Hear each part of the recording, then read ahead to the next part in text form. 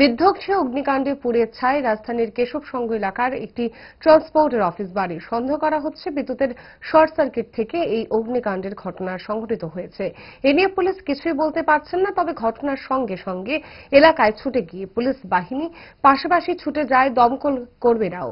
স্থানীয়রা জানিয়েছে, দমকল বাহিনীর অক্লান্ত পরিশ্রমের ফলেই অল্প সময়ে আগুন আয়ত্তে আনা সম্ভব হয়েছে, নতুবা আরও বড় ধরনের বিপত্তি ঘটতে পারত।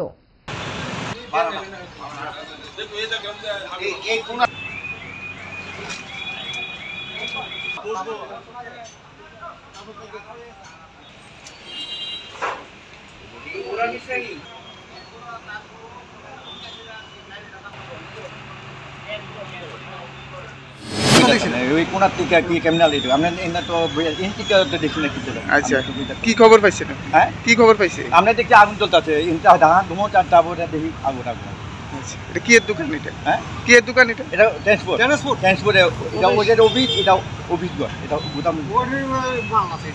আচ্ছা, মানে কি সন্দেহ কিভাবে লাগছে এটা? কোন না, এখানে তো শুনলাম যে কেশব সংঘ কোনো এতে আগুন লাগছে, এটা ফায়ার সার্ভিস থেকে আপনার কন্ট্রোল করছি, ঠিক আছে।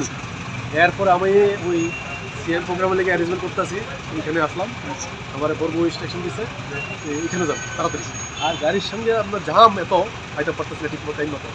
এরপর আয়া দেখি তো পুরা ফায়ার সার্ভিস এটা কন্ট্রোল করে নিছে আগুনটা। প্লাস ওই ট্রান্সপোর্টের দোকান আছে, এটা অফিস কন্ট্রোল করে আর কি, মানে গ্যাস, অম্বল, গলা বুক জ্বালা ও পেটের অন্যান্য সমস্যার থেকে সুরক্ষিত থাকতে ব্যবহার করুন গ্যাসনল। অরিও ফার্মা, 5 দশক ধরে মানুষের ভরসা।